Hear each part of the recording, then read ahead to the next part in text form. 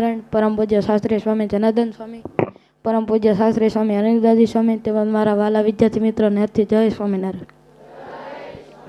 આજે હું તમને સ્વામી વિવેકાનંદ વિશે કહીશ. સ્વામી વિવેકાનંદનું મૂળ નામ નરેન્દ્રનાથ હતું.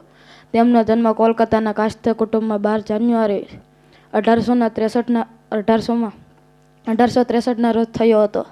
તેમના પિતાનું નામ વિશ્વનાથ દત્ત અને માતાનું નામ ભુવનેશ્વરી હતું. નરેન્દ્રનાથ ખૂબ રૂપાળા હતા. ગોળ ભરાવદાર ચહેરો, મોટી તેજસ્વી આંખો, તંદુરસ્ત શરીર અને મધુર અવાજ એ તેમની ઓળખ. તેમને વાંચનમાં ખૂબ જ રસ હતો. વાંચનમાં ખૂબ રસ હતો અને તેમની યાદશક્તિ અદ્ભુત હતી. તેઓ એકવાર પુસ્તક વાંચતા ને તેમને બધું જ યાદ રહી જતું. તેઓ નિડર હતા. પોતે અનુભવ ના કરે ત્યાં સુધી કોઈ પણ વાતને સાચી ન માનતા. નરેન્દ્રનાથને એક જ ધૂન હતી, મારે ઈશ્વરને જોવો છે. તેઓ ગુરુની શોધમાં ભટક્યા, રખડ્યા, પરંતુ તેમને યોગ્ય ગુરુની પ્રાપ્તિ થઈ શકી નહીં.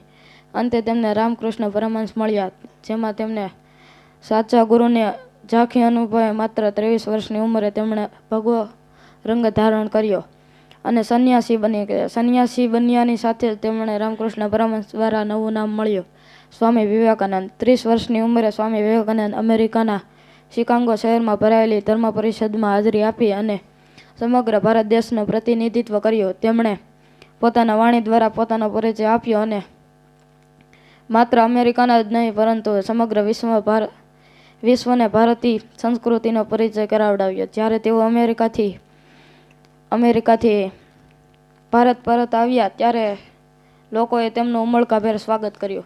સ્વામી વિવેકાનંદે રામકૃષ્ણ મિશન નામની સંસ્થા સ્થાપના કરી, આજે પણ શિક્ષણ અને સેવાના કાર્યોમાં પોતાની ભૂમિકા નિભાવે છે. તેમણે યુવાનોને સૂત્ર આપ્યું હતું, ઉઠો, જાગો અને ધ્યેય પ્રાપ્તિ સુધી મળ્યા રહો. સ્વામી વિવેકાનંદનું અવસાન 39મી વર્ષે થયું હતું.